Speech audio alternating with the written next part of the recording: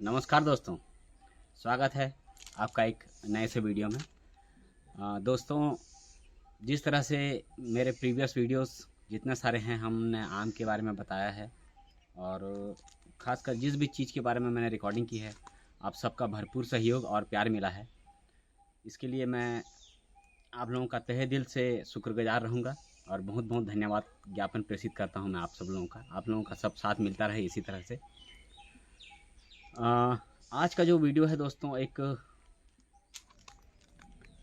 मैंने अभी तक उसको बताया नहीं था उस चीज़ को कि मैं इस खेती किसानी और मेरा जो डेयरी फार्म है, एजुकेशन के बाद मैंने हायर एजुकेशन गेन करने के बाद ये जो मैंने इस रूट को लिया है, पकड़ा है और जिस पे मैं करते जा रहा हूँ।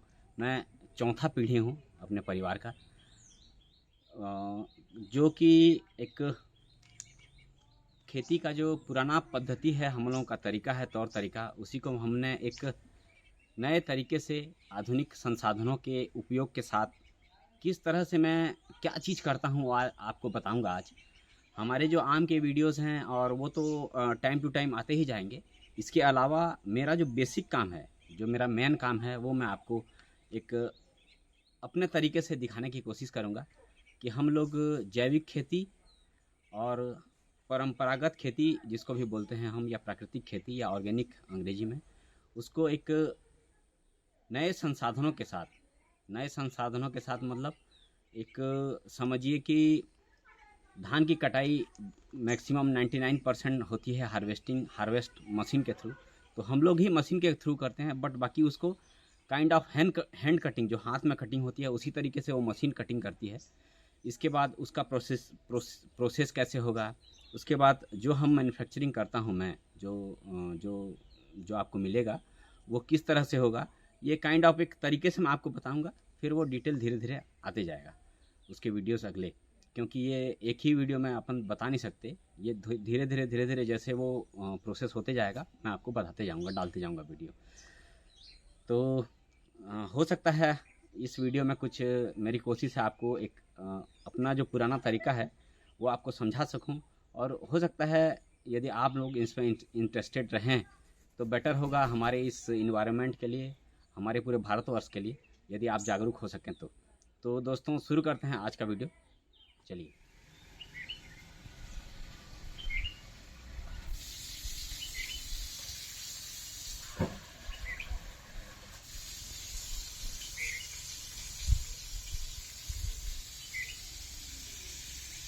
तो दोस्तों, आज का वीडियो जो हमारा रहने वाला है इसी के ऊपर। ये 3 तरीके के चावल मैंने आपको दिखाए। इसके अलावा और जो मैं करता हूँ खेती, वो उसकी जो वैराइटीज़ है वो मैं बताऊँगा आपको। लेकिन आपको पता है ये इस प्रोसेस में आने तक कितनी मेहनत लगती है एक फार्मर को। और आज का जो हमारा हेडिंग है, जो टैग लाइन है, जिसको लेके हम ये वीडियो बना रहा हूँ मैं, पुराने तरीके या पुरानी विधि जो हमारी है, उसके बाद नए तकनीक, जो नए हमारे औजार हैं या नए हमारे फार्मिंग के इंस्ट्रूमेंट हैं, उन दोनों का मिक्सचर हम किस तरह से अपने ऑर्गेनिक खेती या फिर जो जैविक खेती या जिसको गौ आधारित कृषि कहते हैं हम, वो कर सकें। तो मैं जो करता हूँ, एक सिस्टम बना हुआ है पहले से, उसको मैंने फॉलो किया है। मैं इसके पहले बताया था कि मैं चौथी पीढ़ी हूँ, नहीं सॉरी, मैं गौ पालन में चौथा पीढ़ी हूँ, लेकिन फार्मिंग जो हमारी है मैं 5वीं पीढ़ी हूँ। तो जो खासकर काउस हैं हमारे पास देसी, वो मैं सस्टेन करते हुए मैं चौथी पीढ़ी हूँ, बट फार्मिंग जो है हमारे 5वीं या 6वीं पीढ़ी है हमारी, चलती हुई आ रही है। तो इसी को हमने सस्टेन किया है। अब थोड़ा सा एरिया वाइज हमने बढ़ाया है जैविक कृषि का, तो ये आपको बताता हूँ। बट ये आप मन में रखिए कि एक किसान जो हम खाने के लिए, तो ये बहुत ईजी है, चावल आप मिल जाएगा किसी भी स्टोर पे, बट वो प्रोसेस होते होते, पैदावारी होने के बाद प्रोसेस होते होते, किन हाथों से, कितनी मेहनत से वो आपके थाली में आती है, वो आपको आज पता चलेगा। मैं बताऊंगा आपको किस तरह से वो होता है। और बोलने के लिए बहुत आसान शब्द है कि ऑर्गेनिक खेती या ऑर्गेनिक विधि, ये एकदम इजी है बोलने के लिए, लेकिन जब आप उसको सस्टेन करते रहेंगे ना, करते करते तो कितनी मेहनत लगती है वो आपको पता चलेगी। एक जो चीज़ और मैं बोलना चाहूँगा यहाँ पे कि हम मजाक मजाक में बहुत बोल देते हैं कि इतना चावल हुआ, इतना धान हुआ, ये हो गया, हमारी पैदावार इतनी है। नहीं नहीं नहीं, आप पुरानी पद्धति से आप जो देसी खेती है वो करके दिखाइए, तो हम मानेंगे आप कि कितने बड़े आप फार्मर हैं और किस तरीके से कर रहे हैं आप फार्मिंग। वो जो तौर तरीका है और वो जो, और एक चीज़ ये भी बता दूं मैं कि ये जो सिस्टम है वो बना हुआ है सर पहले से। जितने भी किसान भाई हैं हमारे, वो आपके पूर्वज जो कर रहे थे उस समय ये फर्टिलाइज़र वगैरह या ये सब चीज़ नहीं था सर। वो पहली से वो एक तरीके को फॉलो करते हुए उस तरीके को अभी के डेट में हमने 2 या 3 पीढ़ी से छोड़ दिया है। करना नहीं चाहता कोई, और वो उसमें ना सर पैसा धीरे धीरे मिलता है, तो वो उसको कोई सर्वाइव सस्टेन करके चलना नहीं चाहता उस चीज़ को। सब चाहते हैं कि पैसा तुरंत आ जाए खाते में और ख़त्म हो ये झंझट खेती किसानी का एक सीज़न के लिए। वैसा नहीं है। तो आप 2 पीढ़ी या 3 पीढ़ी आपके पूर्वज के हिसाब से करेंगे ना, तो वो सिस्टम बना हुआ है, आपको कुछ करने की ज़रूरत, मेहनत बहुत कम लगती है जी। ये छोड़ दिए हैं हमने, इस कारण से हमको मेहनत बहुत लगता है। नहीं तो आप उस रूट पे फॉलो करेंगे ना, तो ऑर्गेनिक खेती सबसे बढ़िया खेती है और बहुत इजीली साल भर पैसा देगा सर आपको। भारतवर्ष में हमारे खासकर जो खेती किसानी होती है, इसमें हम किसानों का ही पहला दायित्व है कि हम सही चीज़ लोगों के घर में पहुँचे, उनके पकने के बाद पेट में पहुँचे। तो किसान अन्नदाता है, ये तो बहुत पहले से ही कहा जाता है। तो हमारी पहली जिम्मेदारी बनती है कि हम अच्छा चीज़ और जो हम घर में खा सकें वैसा ही हमको पेस्टिसाइड और फर्टिलाइज़र यूज़ करना है, और यदि हो सके तो धीरे धीरे हमको ऑर्गेनिक में कन्वर्ट करना है। तो हमारी जो मन में ये रहनी चाहिए, हमारे मन में, कि सही चीज़ लोगों के पेट तक पहुँचे। तो मैं जो चीज़ करता जा रहा हूँ वो आपके बारे में बताऊँगा मैं अभी, उसके बारे में अपन डिस्कस करेंगे। ये जो 3 मेरे पास चावल थे, चावल मेरे पास हमेशा रहते हैं अवेलेबल, बस इस सीज़न में जो मेरे पास अभी हैं स्टॉक पे, क्योंकि मैंने हार्वेस्टिंग वगैरह मेरा चल रहा है, प्रॉपर अपन धान की बिजाई वगैरह करने वाले हैं, इस कारण से मैं मिलिंग नहीं कर पाया हूँ। तो उसका मैं धान पड़ा हुआ है मेरे घर पे भी है, और अभी जहाँ पे हमारा जिसको हम कोठार बोलते हैं छत्तीसगढ़ी में, वहाँ पे पड़ा हुआ है, आपको दिखाता हूँ। तो दोस्तों आ गया हूँ मैं अपने कोठार में, जिसको हम छत्तीसगढ़ी में कोठार बोलते हैं, और हिंदी में शायद खलिहान बोला जाए जिसको, जहाँ पे हम इसका प्रोसेस करते हैं धान का। तो इसमें जो मैंने बताया था परंपरागत पुरानी विधि के अनुसार जो खेती मैंने बताया था, तो पुरानी विधि के अनुसार सबसे पहला क्या होता है कि धान एक लेवल पे पकने के बाद उसको काटा जाता है। तो काटने के लिए ज़्यादातर मैनुअली काटा जाता है, या फिर समझिए कि हार्वेस्टिंग से। तो ऑर्गेनिक में हम लोग क्या करते हैं, हार्वेस्टिंग भी आप कर सकते हो, बाकी मैं नहीं करता, मैं पुरानी पद्धति को ही फॉलो करता हूँ नए तरीके से। तो मेरे पास मशीनरी जो है अभी इसमें इस वीडियो में ही मैं जोड़ के दिखाता हूँ आपको। वो देखिए किस तरह से कटिंग होती है।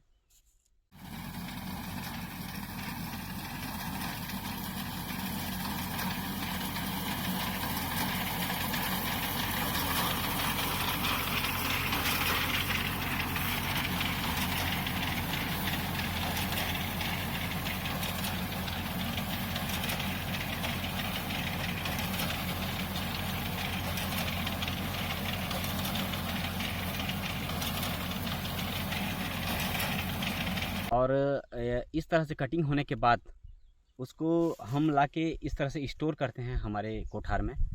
तो इसकी जो फ़र्क मैं बताऊं आपको, तो हार्वेस्टिंग और इसमें मैनुअल कटिंग में, तो थोड़ा सा मैं दिखा देता हूं ये कैसे स्टोर किया गया है, वो दिखा देता हूं आपको, फिर बताता हूं आपको। ये देखिए से, ये एक वैरायटी है, अलग अलग वैरायटी का हमने अलग अलग स्टोर किया है। ये जो धान है दिख रहा है आपको, पूरा ऑर्गेनिक विधि से ही उगाई गई है। तो मूलतः अंतर की बात करूं मैं, तो हार्वेस्टिंग जैसे अपन मशीनों में करते हैं, तो उसमें क्या है, एक तो जैसे मशीन आती है आपके पास, तो उसमें क्या होता है, कटाई करने के बाद ना नीचे उसका जो ये बोलें कि लॉस ऑफ ग्रेन, जो उसका वेस्टेज है, वो 2% कहा जाता है कि आपको तकरीबन 2% का लॉस होगा उसमें, या तो झड़ेगा या कुछ भी। तो उसमें हकीकत में 4% या 5% से ज़्यादा होता है लॉस। तो हमारी जो पद्धति है, जो मैं कटिंग करता हूँ, जैसे अभी प्रीवियस ट्रैक्टर में जैसे मैंने फिट किया है अपने, वो जो कटिंग हो रही है, वो उसमें करेंगे तो लॉस जो है 0 हो जाता है पहला। दूसरा, ये जो ग्रेन है, ये जो धान का पौधा है, वो हार्वेस्टिंग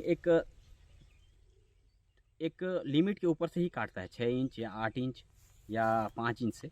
और ये जो कटिंग होती है मेरी ट्रैक्टर में जो फिट हुआ है अभी, उसमें वो मात्र 1.5 या 2 इंच छोड़ता है। मैक्सिमम 1.5 इंच में ही कटिंग हो गई है। जहाँ पे कहीं पानी वानी गया, मिट्टी गीला है तो वो 2 इंच तक गया है, नहीं तो 1.5 इंच 1 इंच में कटिंग हो गई है। तो इससे होता ये है कि जो खेत है वो कचरा मुक्त हो जाता है। तो मेरे को पराली जलाने की ज़रूरत नहीं है। एक आप विजिट भी कर सकते हैं मेरी किसी भी फील्ड पे, पराली जला हुआ आपको निशान ना मिलेगा ना पराली, क्योंकि इसमें लॉस मतलब वेस्टेज रहता ही नहीं है। खेत में बढ़िया होता है, गेहूं बुआई के लिए तुरंत तैयार हो जाता है। तो ये दूसरा हो गया। तीसरा जो है, ये हम अपने मन माफिक इसको कटिंग करते हैं। जैसे चावल की खेती करता हूँ मैं, अभी दिखा रहा हूँ आपको जो वैरायटी है। तो ये जो चावल की खेती करता हूँ, इसमें जो मेन क्राइटेरिया रहता है, धान जब एक टाइम में दूध पीने के बाद वो पकता है, पकने में हल्का हल्का थोड़ा थोड़ा उनको चाहिए ग्रीनरी, हल्का हल्का, जिसको हम कनक बतर बोलते हैं। इधर हमारे छत्तीसगढ़ी में, उड़िया में कनक बतर बोलते हैं। तो कनक बतर में इसको हम काटेंगे तो ये जो है धान, जो सूखने का टाइम है वो यहाँ पे सूखेगा या फिर डाली पे कटने के बाद सूखता है। तो इसमें क्या है, चावल की टूट कम होती है। तो ये हमारा तीसरा फ़ायदा है। और बढ़िया टेस्ट भी बढ़िया आता है उसमें। कनक बतर जैसे आप काटेंगे और उसका चावल प्रोसेस करेंगे, टूट भी कम होगी और स्वाद भी उसका बढ़ता है। क्योंकि ये पक नहीं पाता ना, जो हम एक एक्सेस लिमिट के बाद धान आप काटेंगे नहीं तो वो हो जाता है, ज़्यादा पक जाता है या झड़ता है, तो वो काम नहीं हो पाता इसमें। और तीसरा तो मैंने बताया आपको। चौथा प्रॉब्लम मतलब ये फ़ायदा इसका ये है कि जो पराली है ये ऑर्गेनिक विधि से मैंने उगाई है। तो ऑब्वियस सी बात है, मेरे जितने भी गाय हैं डेयरी फार्म में, वो सब इसी पैरे को ही खाते हैं। जैसे ये यहाँ दिखाता हूँ आपको, इस तरह से यहाँ से लेके हम इनको खिलाते हैं। तो वो क्या है, ऑर्गेनिक पैरा ही खाते हैं। तो दूध भी हमारा ऑर्गेनिक ही निकलता है। और इससे बाद खाने के बाद ये अल्टीमेट क्या है, गोबर में कन्वर्ट हो जाता है। तो ये खाद बन जाता है गाय के थ्रू।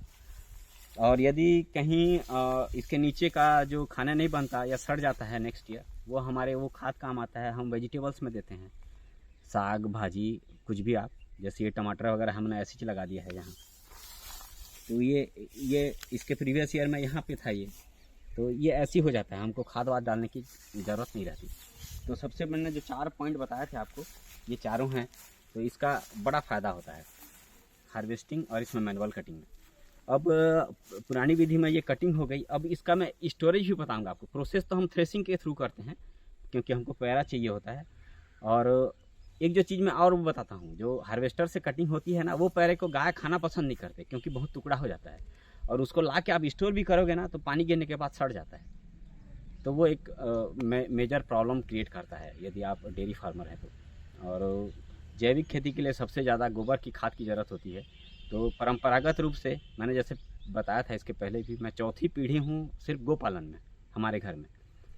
तो मेरे पास जितने भी गाय हैं वो पुराने ज़माने से चलते ही आ रहे हैं। उन्हीं के बच्चे वो जनरेशन भी उनका उतरते आ रहे हैं। मैं अलग से नहीं खरीदा हूँ गाय कभी।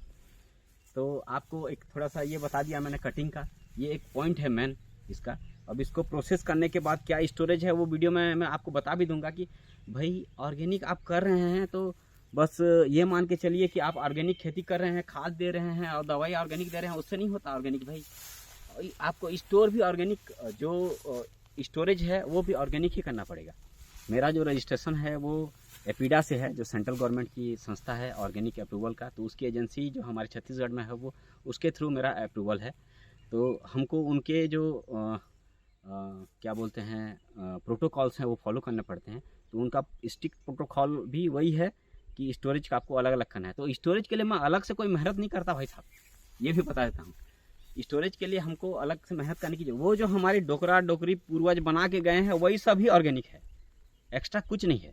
उसको आप फॉलो करिए, कुछ करने की ज़रूरत नहीं पड़ेगी। ये एक वैरायटी है दोस्तों। जैसे चावल मैंने इस वीडियो के स्टार्ट में मैंने बताया था सुपर फाइन, ये देखिए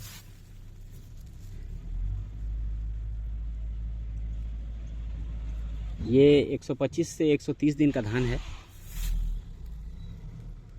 और ये पतला रहता है एकदम फाइन, एकदम पतला रहेगा, HMD से भी पतला। और इसका खुशबू नहीं रहता, लेकिन बहुत स्वादिष्ट चावल है।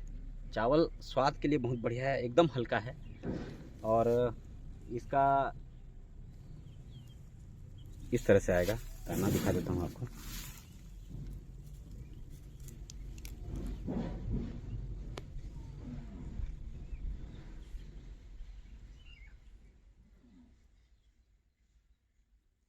ये मोटाई में HMT से थोड़ा पतला रहेगा, लेकिन पकने के बाद पतला हो जाता है और फूलता नहीं है, और बहुत ही स्वादिष्ट चावल है और एकदम हल्का। ये अरहर की दाल के साथ आपको खाएंगे तो लगेगा कि ये चलता रहे, एकदम हल्का, बिल्कुल लगता नहीं है वजन। इसके बाद एक वैरायटी है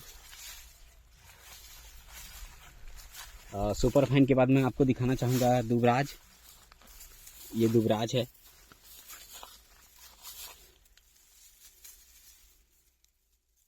ये तो बहुत फेमस वैरायटी है और पुराने ज़माने का है। ये देखिए, इसकी ऐसी आएगी, दाना जो रहेगा इस तरह से रहेगा।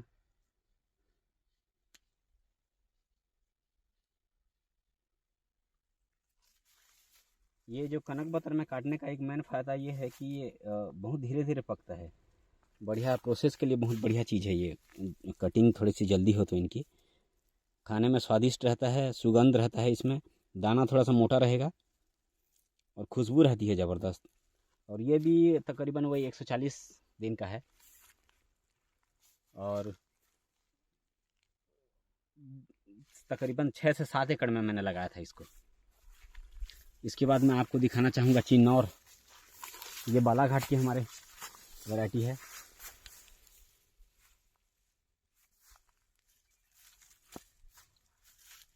इस तरह से दाने रहेंगे, इसमें भी सूंक रहता है जो डंडी। और ये भी वही 145 दिन तक रहेगा। और इसमें ये जो चावल है ना, आपको दिख रहा होगा, पतला लंबा रहता है। ये दिख रहा है आपको पतला लंबा और बहुत खुशबूदार। और इस चावल की खास बात यह है कि इसको आप 10 बजे पकाएंगे और बर्तन में रहेगा तो इसको 12 बजे 1 बजे भी आप खाएंगे तो मॉइस्चर ये मेंटेन किया रहता है, सूखता नहीं है चावल, एकदम बढ़िया स्टिकी रहेगा और भयानक खुशबूदार रहता है और खाने में स्वादिष्ट खुशबू के साथ साथ और एकदम नमी युक्त। आपको सूखता नहीं है चावल, ये आपको ऐसा लगेगा कि कुछ अलग ही चीज़ खा रहा हूँ। इसके बाद मैं वैरायटी आपको दिखाना चाहूँगा हमारी पुरानी बहुत अच्छी किस्म है जावा फुल, जो पुराने ज़माने से ही चली आ रही है। इसका आधा हमने थ्रेसिंग किया है, अब आधा जो बचा है वो दिखाता हूँ।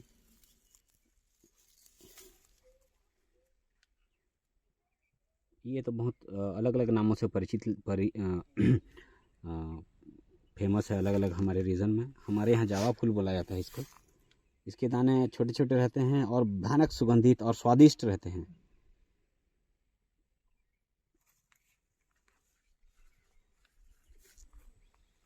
ये थोड़ा ज़्यादा ड्यूरेशन का रहता है और इसकी पैदावारी एकड़ में तकरीबन 7 से 8 कुंटल मैक्सिमम, यदि आप अच्छे से कर सकें ना तो आती है।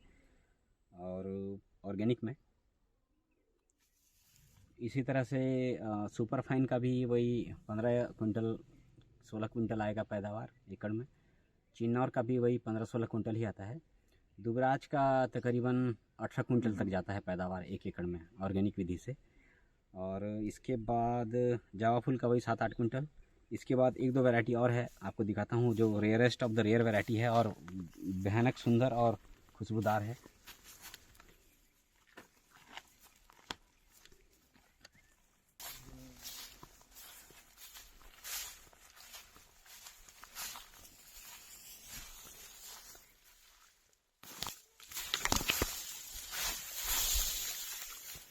एक जो है ये है,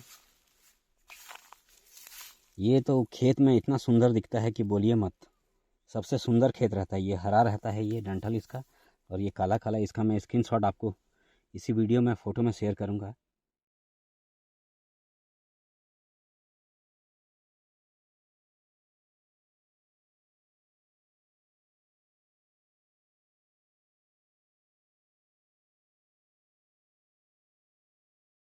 ये देखिए कितना अच्छा दिख रहा है। ये भी भयानक खुशबूदार, ये जावा फूल का बाप है। खुशबू भी, स्वाद भी, और एकदम खिला खिला, हर एक दाना इसका खिला खिला रहता है। भले जावा फूल से रेट इसका ज़्यादा है, लेकिन बहुत बढ़िया रहता है ये खाने में, और कम होता है उससे। और ये इसके बाद मैं दिखाना चाहूँगा आपको काली मूंछ। ये हाईली डिमांडेबल रहता है। इसके दाने लंबे हो जाते हैं बासमती टाइप से, और खुशबू, बहुत खुशबू रहती है इसमें। चिन्नौर और इसमें ये फ़र्क है कि उसमें सूख रहता है, इसमें सूख बहुत कम रहता है, छोटा रहता है, लेकिन पैदावारी चिन्नौर के बराबर ही आएगी इसकी। और दाना थोड़ा सा लंबा रहता है, ये पकने के बाद और फूल जाता है लेंथ इसकी। ड्यूरेशन भी वही रहता है इसका, और खाने में बढ़िया खुशबूदार है ये भी।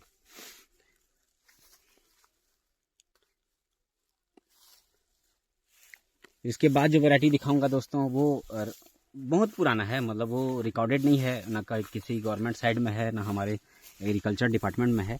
ये एकदम रेयर ऑफ द रेयर है। हमारे दादाजी ला के रखे थे बाहर कहीं से, उसको हम लोग कर रहे हैं। बहुत ही स्वादिष्ट, धान का कलर अलग, चावल ज़बरदस्त, और एकदम A1 क्वालिटी का है।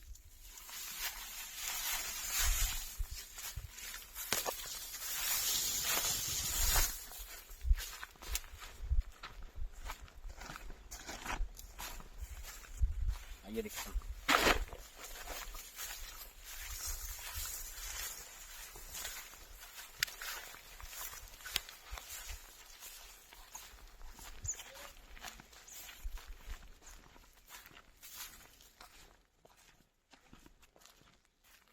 ये कल पानी की थोड़ी सी संभावना थी, तो ढक के रखा था हमने। ये दिखाता हूँ आपको। इसको गंगा बालू कहा जाता है। ये जावा फूल 19 है, तो ये 20 है क्वालिटी इसकी, ये मान के चलिए। ड्यूरेशन सेम है, उत्पादन भी लगभग सेम है। बाकी ये धान अलग है, और इसका स्वाद भी थोड़ा सा हटके है। ये गंगा बालू है, जो हमारे पहले से ही करते हुए आ रहे हैं, दादाजी के ज़माने से इसको सस्टेन रखा है हमने। तो अब एक लेवल ऊपर अपन चलते हैं। मैं आपको थोड़ा दिखाना चाहूँगा इसका स्टोरेज, कि हम ये जो चावल, ये जो धान है, ये इसी साल इसको चावल बना के मैं बेच नहीं सकता, क्योंकि ये चावल बनता नहीं है और स्टिकी हो जाएगा, आप खा ही भी नहीं पाओगे, सब जुड़ जाएंगे एक साथ। और ये जब रहेगा, कनक बतर में हमने इसको काटा है, अब ये रखेंगे हम जहाँ पे स्टोरेज, वो भी हमारे पुराने ज़माने से बने हुए हैं, दादाजी के ज़माने से। और उसको आप वहाँ इसको अपन डालेंगे धान को, उसके ऊपर क्या होता है वो वहीं दिखाऊंगा आपको। दिखाने के बाद वो ना, ये एक्चुअली होता ही ये है कि अब जब ये चला जाएगा उस स्टोरेज पे, तो उसमें ना कीड़ी मक्खी कुछ भी नहीं उसमें ना, और वो स्टोर रहता है अपने आप धीरे धीरे। तो नेक्स्ट ईयर अपन उसको फिर मिल करते हैं। तो इसकी जो वीडियोस अपन धीरे धीरे बनाते जाएंगे और डालते जाऊंगा मैं, वो आपको पता चल जाएगा। लेकिन चलिए अब इसका स्टोरेज कैसे होता है, और वो एपिडा के नॉर्म में किस तरह से अपन फॉलो करते हैं उसको, वो दिखाता हूँ। स्टोरेज दिखाने के पहले दोस्तों मैं ये बताना चाहता हूँ आपको कि ये जो किस्में हैं, ये देसी वैराइटीज़ हैं हमारी। तो कोशिश करिएगा कि आप जब करते हैं अपने घर खाने के लिए, या थोड़ा बहुत भी ऑर्गेनिक, तो देसी वैरायटी ही लगाएं। देसी वैरायटी की खासियत ये रहती है कि रोग प्रतिरोधक क्षमता, और हमारे ज़मीन के हिसाब से ये वैरायटी इन्वायरमेंट, ज़मीन हिसाब से अपने आप को सेट करते हैं। तो ये सस्टेनेबिलिटी इनकी ज़्यादा रहती है, बजाय कि किसी हाइब्रिड या दूसरे किस्मों से। तो ये सारी जो है देसी वैराइटीज़ हैं, ये जितना भी आपको दिखाया हूँ, इसको आप लगाएं तो ज़्यादा बेटर रहेगी चावल खाने के लिए आपके। जो फील्ड में अभी इस साल का धान है दोस्तों, उसको हम थ्रेसिंग के बाद और प्रॉपर क्लीनिंग के बाद, इस तरह से हमारे पुराने ज़माने में जो दादाजी परदादाजी थे वो बना के रखे थे। इस तरह से ईंट का और मिट्टी है इसमें दोनों साइड। और मैं थोड़ा सा दिखाना चाहूँगा आपको, इस तरह से ये स्टोरेज रहता है। ये देखिए इस तरह से हो कि यहाँ फिर हम धान को पहले देते हैं, पैकेट में नहीं रहता, धान को सीधा अपन डालते हैं इसमें, नीचे ऐसे ही रहेगा। उसके बाद नीचे में कहीं थोड़ा सा डाउन है लेवल, तो हम उसको जो पुआल है या पैरा है उससे कवर करते हैं। फिर धान अपन देने के बाद, प्रॉपर भरने के बाद इसमें उसके ऊपर फिर पैरा देते हैं तकरीबन 3 इंच मोटा, इसी साइज़ का एक साथ यूनिफॉर्म तरीके से बिछाते हैं। उसके बाद फिर हम क्या करते हैं दोस्तों, मिट्टी जो है डाल देते हैं, गीली मिट्टी, और उसको पूरा सील पैक कर देते हैं हम। थोड़ा सा दिखाना चाहूँगा आपको। इस लेवल पे आने के बाद थोड़ा सा 2 इंच 3 इंच रहेगा। इस लेवल पे आने के बाद यहाँ पूरा तकरीबन 2 इंच की मोटाई की मिट्टी की लेपाई हो जाती है सब तरफ, और उसको फिर सील कर देते हैं हम गोबर से पोत के। और ये जो दिख रहा है आपको यूनिफॉर्म सिस्टम, ये आपको एक दिख रहा होगा मट्टी का बड़ा सा बर्तन गोल, इसको टाड़ बोलते हैं। इसका ढक्कन है, इसमें अपन गुड़ वगैरह पुराने ज़माने में जो है ना, दादाजी या परदादाजी वो स्टोर करते थे उसको, गुड़ वगैरह, गुड़ को रखते थे उसमें, ढक देते, तो फिर जब भी आपको लगेगा तो वो गुड़ अपन निकाल के यूज़ कर सकते थे। वो लिक्विड टाइप का था जिसको जमैन बोलते हैं हमारे यहाँ। तो ऐसे तकरीबन 1 2 3 और उस वाले हमारे जो घर में है उसमें भी 3 4 हैं। तो ऐसे अपन स्टोर करके सारी किस्मों को रखते हैं, और अगले साल फिर 1 साल कंप्लीट होने के बाद फिर हम इसको मिलिंग प्रोसेस पे लेते हैं और फिर सेल आउट करते हैं। इसमें एक चीज़ और मैं बताना चाहूँगा दोस्तों, इस वाले स्टोरेज में जैसे अपन रखते हैं धान को, या इस तरह से अपन पैकेट में रखते हैं, तो दोनों का एक बार फ़र्क मैं बता देता हूँ किसान भाइयों और जितने भी मेरे व्यूअर्स हैं। इसमें क्या है, डबल पैक करने के बावजूद जो छोटे छोटे कीट पतंगे हैं, वो जो चूसक कीट हैं, वो अपने सुंडी लगाते हैं और उसको चूसते हैं। उसमें बहुत जो सतही धान है उसमें ख़राब हो जाता है। इसमें होता ये है कि जो धान अपन स्टोर करते हैं उसमें उतनी हीट पैदा होती है स्टोर होने के बाद और सील पैक होने के बाद, उसमें कीट पतंगे या सुंडी ये सब चीज़ों का रोल नहीं रहता, वो उसमें घुसना ही पसंद नहीं करते वो। तो इसमें और उसमें दोनों में स्टोरेज में थोड़ा सा ज़मीन आसमान का फ़र्क रहता है। इसमें कीट पतंगे जितने हैं वो बिल्कुल आक्रमण नहीं कर पाते, धान को नहीं खा पाते, उसमें खाते हैं। ये इस वाले स्टोरेज में हम पूरी तरह से जो स्टोरेज के लिए हम कीट पतंगों से बचाव के लिए हमें कुछ अलग से डालने की ज़रूरत नहीं पड़ती है, न इसको हमको कुछ इसमें दवाई या फिर कुछ कीटनाशक डालना पड़ेगा। ये पूरी तरह से ऑर्गेनिक स्टोरेज है। ये सील पैक होने के बाद इसमें कुछ डालने की ज़रूरत ही नहीं पड़ेगी आपको। जबकि बाकी जगह स्टोर आप करोगे तो थोड़ा सा या तो दवाई नहीं डालेंगे तो ख़त्म करेंगे, खाएंगे नुकसान होगा, और दवाई डालेंगे तो फिर वो ऑर्गेनिक फॉर्म में नहीं रह पाता। ये कुछ लास्ट ईयर का धान है, मैं दिखाना चाहूँगा। ये सामा मासूरी करके है, जिसको पतंजलि स्टोर वाले सोना मासूरी के नाम से बेचते हैं। ये हमारा छत्तीसगढ़ का सबसे पुराना वैरायटी है सामा मासूरी। इस धान की खासियत ये है कि इसमें जो ग्लूकोज की मात्रा है चावल में सबसे कम रहता है, ग्लाइसेमिक इंडेक्स जो सबसे लो जीआई वाला चावल है ये सामा मासूरी के नाम से आता है। और ये तो 2 साल पुराना है, तो खाने में भी बहुत ही स्वादिष्ट है ये। तो उम्मीद करता हूँ दोस्तों आज का वीडियो आपको पसंद आया होगा, और सीरीज़ के हिसाब से आप जुड़े रहें। धीरे धीरे मैं सारा चीज़ बताते जाऊँगा। इसमें एक चीज़ मैं और कहना चाहूँगा, ये थोड़ा सा टाइम हो जाता है, मतलब रिकॉर्ड करने में। एक वीडियो आने के बाद एक वीडियो में थोड़ा लंबा गैप हो जा रहा है, क्योंकि काम की अधिकता रहती है और मैं थोड़ा सा टाइम नहीं निकाल पाता, तो थोड़ा सा माफ़ी चाहूँगा। तो उम्मीद करता हूँ दोस्तों आज की जानकारी आपके काम आएगी, और जो कुछ आते जाएगा मैं वीडियो में के माध्यम से आपको बताते जाऊँगा। जुड़े रहने के लिए दोस्तों बहुत बहुत धन्यवाद। नमस्कार।